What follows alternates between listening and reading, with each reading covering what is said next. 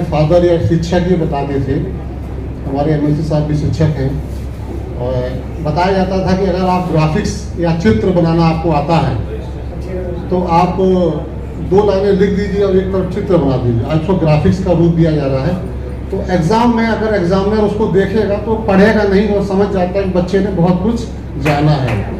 इसी प्रकार से मैं ज़्यादा नहीं बोल पाता हूँ, मैं सिर्फ ये समझाना चाहता हूँ, जैसा दीप्ति मैडम ने मेहनत किया है, इतना बड़ा डाटा कलेक्शन, हमारे पास बहुत मीडिया बंधु आते हैं, कहते हैं कि अमुक विभाग हमको ये सूचना नहीं दे रहा है। आज बहुत आसानी से आपको जिले से लेकर अंतर्राष्ट्रीय स्तर तक की आपको सूचनाएं मिल रही हैं। ये बहुत ही हमारे लिए सौभाग्य की बात है। हम चाहेंगे, हम आप लोगों से ऐसा चाहेंगे कि इसका यूज करें और खबरों की विश्वसनीयता को बढ़ाएं और जनता तक पहुंचाएं।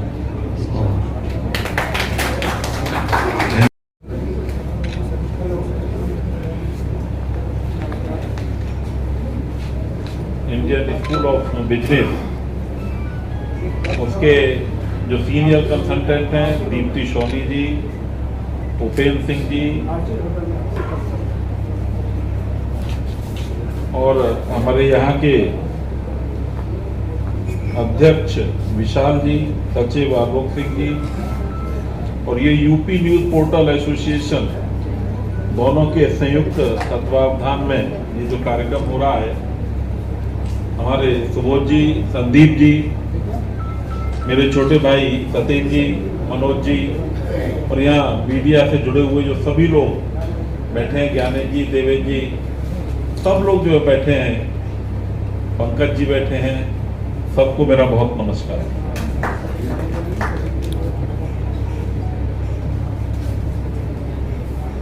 पत्रकारिता और पत्रकारिता से जुड़े जो सभी लोग हैं, तो पहले तो मैं केवल मीडिया वर्कशॉप ही समझ रहा था कि केवल मीडिया की ही चर्चा होगी। तो मीडिया की तो चर्चा कम हुई, लेकिन डाटाबेस चर्चा ज्यादा हुई। दीप्ति जी ने वास्तव में बहुत शानदार तरीके से गूगल को इंडिया गूगल बना दिया। मानो उसमें वर्ल्ड की कोई इंफॉर्मेशन नहीं थी, बल्कि भारत की सारी इंफॉर्मेशन उसमें थी। तो ये मुझे लगता है कि इंडियन गवर्नमेंट का कोई ये डाटाबेस होगा, उसको आपने पकड़कर काम किया होगा, क्योंकि जितना भी डाटा है वो कहीं ना कहीं गवर्नमेंट की कोई एजेंसी होगी, गवर्नमेंट ने हायर की हुई एजेंसी होगी, गवर्नमेंट के साथ कोलैबोरेशन में चलने वाली बहुत सारी एजेंसियां होंगी।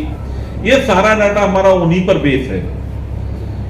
अभी जैसे उसमें पीएचसी का यूपी का डाटा आ रहा था, तो मैं उसको शुरू करते हुए या उसको बाद में कहें, तो ऐसे हम जब मीडिया की बात करते हैं, पत्रकारिता की बात करते हैं, और यह पत्रकारिता का बदलता हुआ एक स्वरूप है।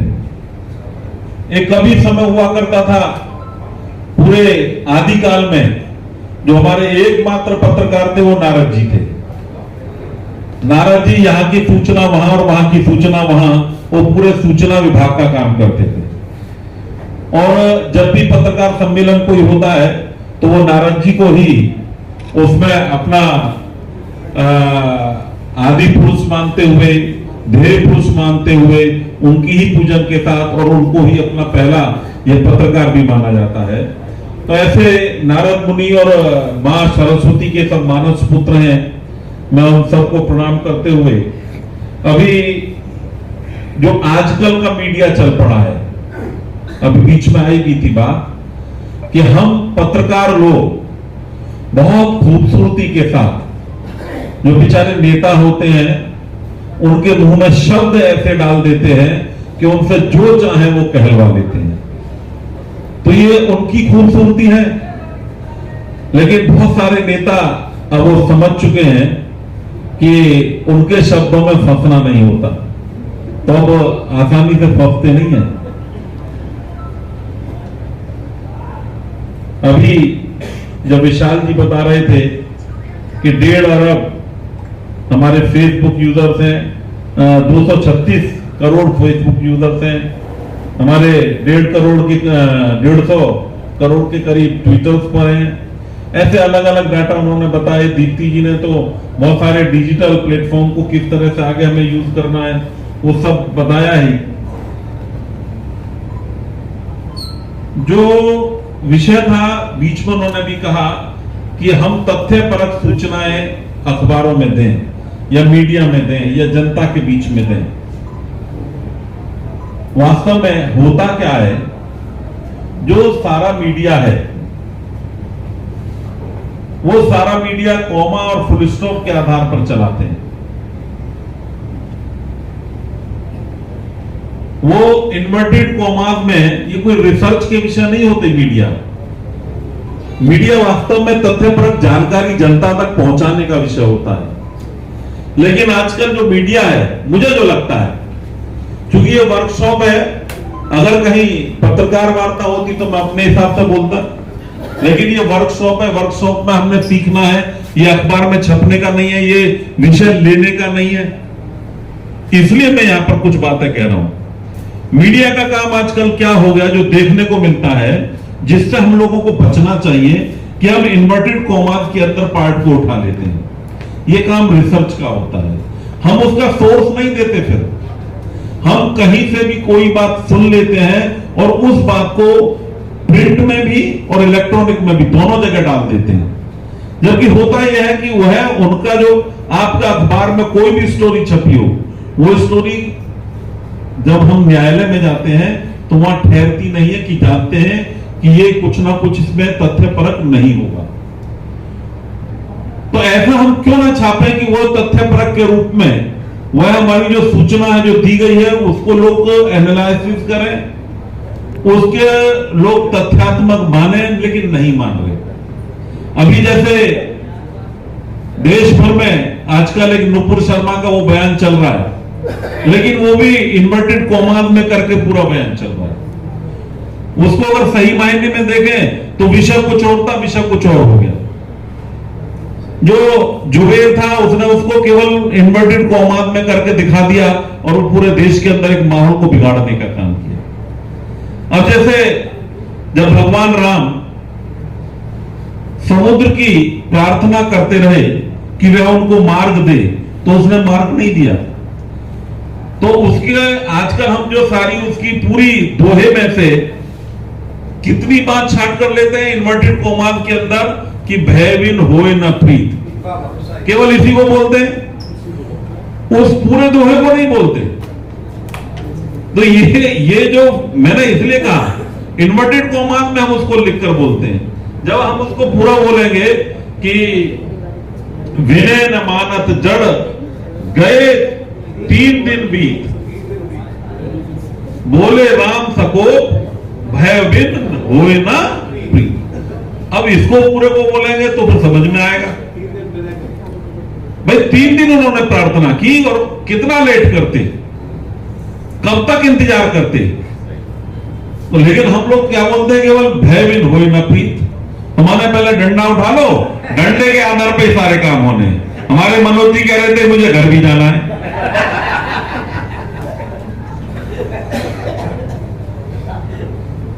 तो देखो भैया, घर तो सब अपने अपने बातों से जाएंगे। जो जैसा करेगा वो उसी हिसाब से घर जाएगा। भाई जो टैक्सी पकड़ेगा टैक्सी में जाएगा, जो साइकिल से आया साइकिल से जाएगा, पैदल आया पैदल जाएगा, जो झगड़ा करके जाएगा तो कुछ और लोग पकड़ेंगे, बिना झगड़े के जाएगा तो आराम से घर जाएगा। तो ये तो अपने अपने हिसाब से जाना है। एक बहुत अच्छे से मैंने आपने बताया कि डाटा बैंक हम लोगों ने बनाया है और डाटा बैंक के आधार पर रिसर्च बेस हम इसको आगे बढ़ाने वाले हैं। ये बहुत बहुत बहुत सुंदर है। जो हमारे मित्र पूछ रहे थे, अब मैं उस पर आता हूं, जो यूपी में पीएचडी के बारे में। अभी आप देखें, मेरा सारे पत्रकार मित्रों से अनुरोध है, लेकिन हम वो कर नहीं सकते जो मैं कह रहा हूं। जो भी न्यूज आप दें, वो न्यूज अगर हम डेटा बेस दे रहे हैं तो उसमें कंपैरिजन और जोड़ दें। उसकी अगर कंपैरेटिव स्टडी करेंगे, हम लोगों ने पढ़ा है जब भी हम जो भारत के संविधान के बारे में पढ़ते हैं तो कंपेयर करते हैं उसको इंग्लैंड के साथ, कंपेयर करते हैं उसको यूएसए के साथ, कंपेयर करते हैं उसको हम स्वीडन के साथ। तो जब हम कंपेयर करके पढ़ते तो कंपैरेटिव स्टडी में वो समझ में आती हैं चीजें, लेकिन जब हम डायरेक्टिव में जाते हैं तो उसका ऑपरेटिव पोर्शन फिर समझ में नहीं आता। तो इसलिए कंपैरेटिव में जाएंगे और उसके फिर डायरेक्टिव फीचर्स को हम देखेंगे तो ऑपरेटिव फीचर्स अपने आप फिर हमें समझ में आने लगेंगे। वो होता नहीं। तो इसलिए जब जैसे होता है कोई भी कोर्ट का डिसीजन आता है तो केवल आप उसका ऑपरेटिव पोर्शन पढ़ लीजिए, तो बड़े जो लोग होते हैं वो क्या करते, पूरे 200 पन्ने का जो जजमेंट है, 10,000 पन्ने का जो जजमेंट है उसको नहीं पढ़ते, वो उसका ऑपरेटिव पोर्शन पढ़ते हैं और कह देते हैं ठीक है ये केस ऐसे हो गया। तो हम लोगों की भी मीडिया की स्थिति ऐसे ही होनी चाहिए कि जब हम कंपैरेटिव फैक्ट्स में जाएंगे तो समझ में आएगा। उदाहरण के लिए आज हम लोगों को यहां जो बैठे हैं उनको लग रहा है कि भाई मूल्य, रुपए का मूल्य तो बड़ा अवमूल्य हो गया। ये सब मोदी जी पता नहीं क्या कर रहे हैं। मोदी जी ने कुछ नहीं किया, रुपए को गिरा दिया। लेकिन आप देखेंगे पूरा कंपैरेटिव स्टडी करेंगे तो हमारा रुपए का जो अवमूल्यन हुआ मोदी जी के समय में 7% हुआ है, 0.7%। 2013 में जब हमारे देश के जिन्हें हम बहुत बड़ा अर्थशास्त्री मानते हैं, डॉक्टर मनमोहन सिंह जी, जब उनकी सरकार थी, वो प्राइम मिनिस्टर थे, तो 28% मूल्य का हमारे रुपए का अवमूल्यन हुआ था। 59 रुपए से सीधे 68 रुपए पर पहुंच गया था डॉलर के मुकाबले। तो ये हम कंपैरेटिव स्टडी आज बताएंगे लोगों को तो समझ में आएगा। आज मैंने भी अखबार में, आज के अखबार में है ये आज के अखबार में है जो मैं बोल रहा हूं, तो उन्होंने कंपैरेटिव दिया तो मुझको भी समझ में आ गया। 2008 में भी 28% रुपए का अवमूल्यन हुआ, तब कौन थे? डॉक्टर मनमोहन सिंह थे। 2008 में भी 39 रुपए से 49 रुपए पहुंचा था, 59 रुपए से 68 रुपए पहुंचा। एकदम से इतना अवमूल्यन अगर हमने कंपैरेटिव स्टडी की तो हमें समझ में आएगा कि नहीं, मोदी जी रुपए को संभाल रहे हैं। और आज बहुत बड़ी बात हुई है कि आज ऑल ओवर दी वर्ल्ड रुपया लोग इकट्ठा करना शुरू कर रहे हैं। अब रुपए में कारोबार होगा, अब डॉलर खरीदने, डॉलर में कारोबार करने की जरूरत नहीं है। इसी प्रकार से बहुत सारे कंपैरेटिव स्टडी जब हम जाएंगे पीएचसी पर, अब जरा उठाकर देखिए पिछले उदाहरण। उत्तर प्रदेश के अंदर कितने मेडिकल कॉलेज थे? 2017 से पहले कितने मेडिकल कॉलेज थे? तो केवल 12 मेडिकल कॉलेज थे पूरे उत्तर प्रदेश के अंदर। उसमें सारे सरकारी और गैर सरकारी, प्राइवेट सब मिलाकर 12 थे। आज उत्तर प्रदेश में कितने मेडिकल काम कर रहे हैं पिछले 5 वर्षों में? तो 35 मेडिकल कॉलेज रनिंग है, 35 मेडिकल कॉलेज चल रहे हैं उत्तर प्रदेश के अंदर। हम स्वास्थ्य के बारे में आंकड़ा कैसे लगाएंगे? हमारे लगभग 20 मेडिकल कॉलेज वो बनने की स्थिति में है और अगले साल तक वो रन करने लगेंगे। आज उत्तर प्रदेश के मुख्यमंत्री जी ने यह तय किया है और वो पूरे देश के अंदर नंबर 1 है, पूरे देश के अंदर परसेंटल वाइज वो 75 के 75 जिलों में एक मेडिकल कॉलेज की व्यवस्था किस प्रदेश में है। तो अगर हम उसको 17 से पहले और बाद में आंकड़ा लगाएं तो समझ में आता है कि हाँ परिवर्तन कुछ हो रहा है, सरकारों के कारण से परिवर्तन हो रहा है। सरकार बदलती है तो सरकार का एक दृष्टिकोण बदलता है। आज उत्तर प्रदेश के अंदर कितने हाईवे बन गए, जरा दूसरे प्रदेशों के अंदर हम हाईवे देख लें तो ये कंपैरेटिव स्टडी में जाएंगे तो समझ में आएगा। आज उत्तर प्रदेश में 5 इंटरनेशनल एयरपोर्ट हैं, जरा और 25 करोड़ की आबादी, हम कंपैरेटिव स्टडी में जाएंगे तो समझ में आएगा। केरला की आबादी कितनी? केरला के अंदर हर गांव में हो सकता है। भारत के अंदर 59,662 राजस्व ग्राम पंचायतें हैं। अब हर एक के अंदर सीएचसी नहीं हो सकता, तो 60,000, अभी तो हमारे पास कितने 4,000 5,000 ही होंगे, 60,000 कैसे होंगे? तो वहां अगर हम जाएंगे इतनी बड़ी आबादी में, पूरे यूरोप और यूरोप के साथ और कई कंट्री मिला लीजिए, तब मिलाकर जो इतनी आबादी वो उत्तर प्रदेश की है। लगभग अगर हम पूरा 197 देशों में जाए और 197 देशों में से आंकड़ा निकालें तो लगभग 150 कंट्री ऐसे होंगे 150 कंट्री की आबादी मिलाकर वो उत्तर प्रदेश से कम होगी। कहीं लाख है, कहीं 50,000 है, कहीं 2 लाख है, कहीं 3 लाख है, कहीं 4 लाख है। ऐसे कितने प्रदेश होंगे, कितने देश होंगे। आप आज उत्तर प्रदेश का आंकड़ा उठाकर देखें तो अमेरिका अभी डाटा वो कोविड की वैक्सीन पूरी नहीं लगवा पाया। उत्तर प्रदेश में हमारे यहां बैठे हुए मैं तो गारंटी दे रहा हूं, यहां कोई ऐसा बंदा नहीं होगा जिसको कोविड की वैक्सीन ना लगी हो, डबल ना लगी हो, और ट्रिपल की तैयारी चल रही है। कितने देशों में है, ट्रिपल भी लग गई। पत्रकार तो है, उन्होंने कहा भाई जरा लगा के दिखाओ कि ठीक लगा रहे हो कि गलत। बोले चेक भी हो गया और लग भी गई, डबल काम हो गया। क्यों मनोज जी? तो